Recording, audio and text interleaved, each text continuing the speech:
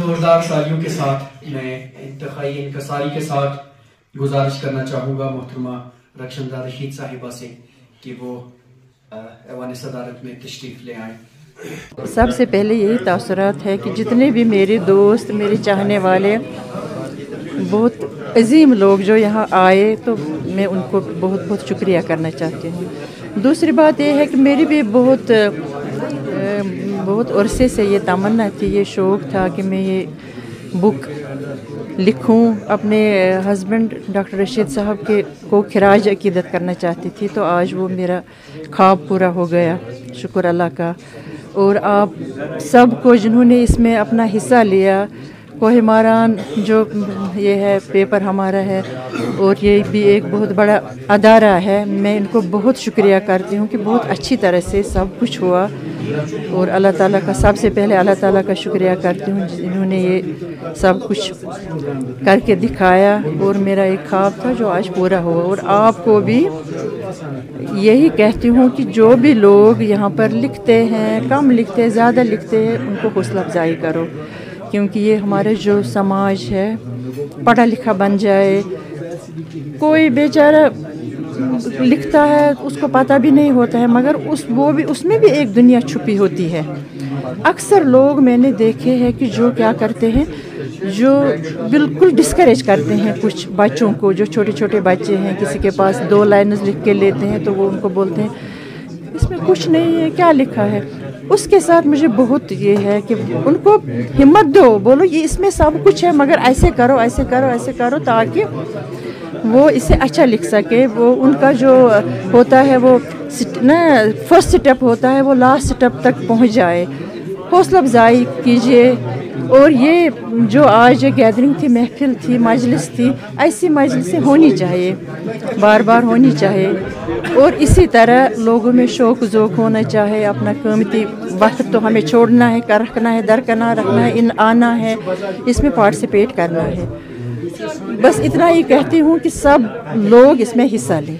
جی، آج یہاں سکوت شب عنوان سے ایک شعری مجموعہ شائع ہوا، جو محترمہ رخشندہ رشید صاحبہ کا دوسرا شعری مجموعہ ہے۔ اس سے پہلے بھی ان کا ایک مجموعہ چھپ چکا ہے کچھ 24 سال پہلے، صدف نام سے۔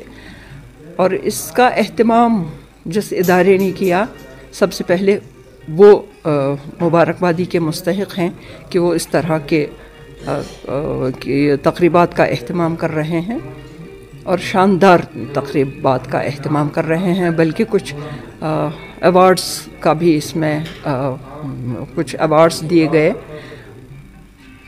مبارکباد میں ان کو بھی دینا چاہوں گی جن کو ملے وہ ایوارڈز، لیکن ایوارڈ دینے والا بھی مبارکبادی کا مستحق ہوتا ہے۔ بہت اچھا شعری مجموعہ ہے یہ۔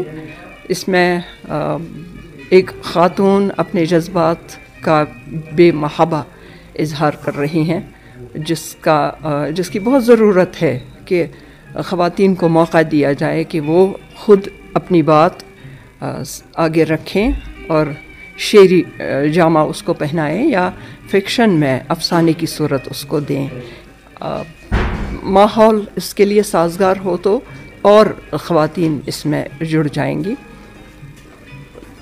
ہمارے ہاں بہت کم اس طرح کا ماحول ہے، لیکن مبارکبادی کے مستحق ہیں وہ ادارے جو اس کا اہتمام کرتے ہیں۔ اور حیرت کی بات یہ ہے کہ سرکاری ادارے نہیں بلکہ پرائیویٹ یا رضاکار تنظیمیں اس طرح کا کام کر رہی ہیں، جو ایک سرکاری ادارے کو کرنا چاہیے۔ وہ اپنے سینئرز سے مشورہ کریں، ان کو دکھائیں، شاعری اگر ہے تو کسی بزرگ شاعر کو دکھائیں، ان سے رہنمائی لیں، مطالعہ کریں۔